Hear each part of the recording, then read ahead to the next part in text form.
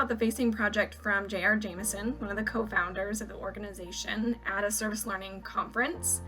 It kind of just planted a seed for me. I wasn't quite sure how to incorporate it in my classes or what to do with the Facing Project, but I learned about it and got excited about the format and the process, and it later grew into something bigger. I worked at the Staley School of Leadership at K-State, and our school had been doing a lot of work over the years, probably for a decade, on food security and hunger. And a lot of that work was direct service, out in the community, learning about it, looking at statistics and trying to help students understand that as a complex leadership issue.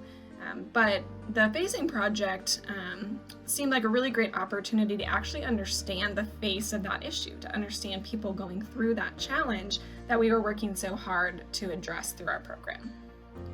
In hindsight, I actually think the process that we went through for the Facing Project was even more impactful than just the product.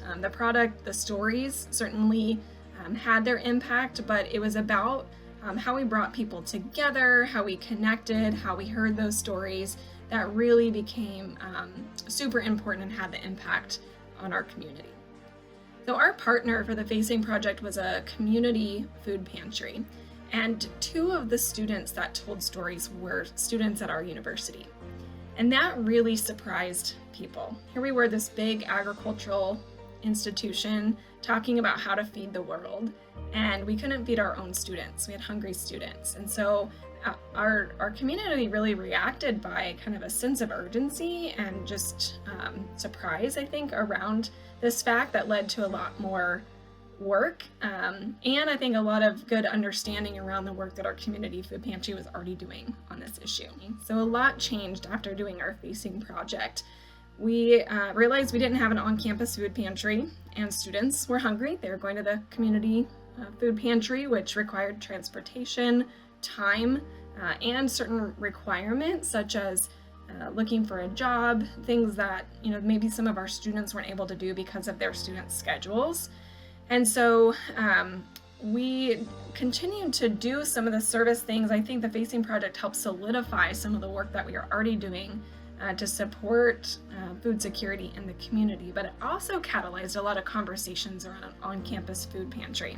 And while I can't attribute all the work to a food pantry and all that success to the Facing Project, it really was the catalyst. It was the spark that really brought people together and brought that sense of urgency to start talking about how do we get an on-campus food pantry.